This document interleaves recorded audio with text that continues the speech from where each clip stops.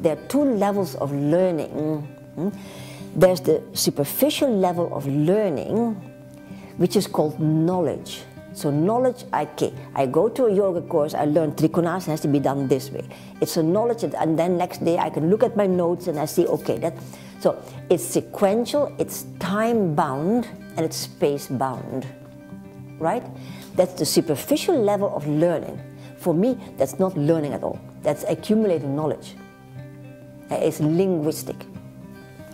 The deeper level of learning, which I want to aim for, is not bound by time or space. And you cannot accumulate and you cannot remember it. You cannot recall it, you cannot recall it into your life. It's a moment that you go in your life and there's a bird singing, or there's a horse bucking, or somebody smiling, and wham! There's a catastrophic break somewhere, and afterwards you are slightly different from before. It's that reality tunnel that has moved, and you're a different person. You cannot remember what it was.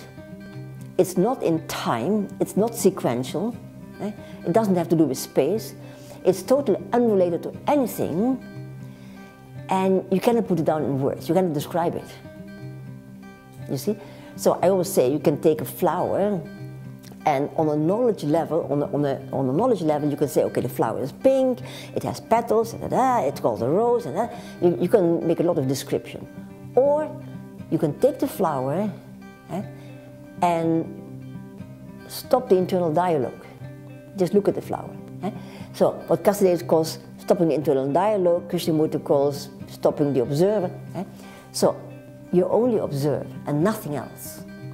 So you don't do anything, you just watch the flower, nothing else.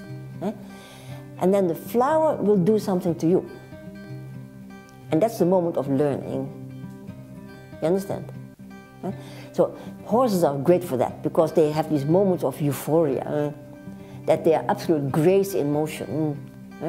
That can, if you allow that, it can hit you, that moment, it can hit you, and it changes you.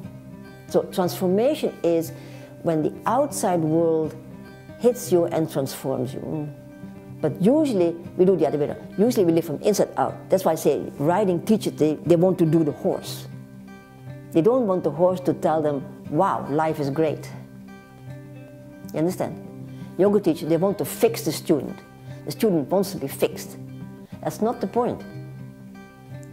The point is that something internally has to happen, that afterwards you are a bigger person. You're a bigger person. So each moment of true learning leaves you a bigger person.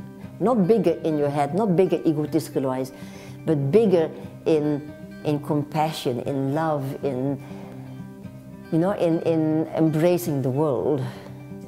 You understand? That only happens in the timeless moment of learning, where you allow something else to come and do it to you.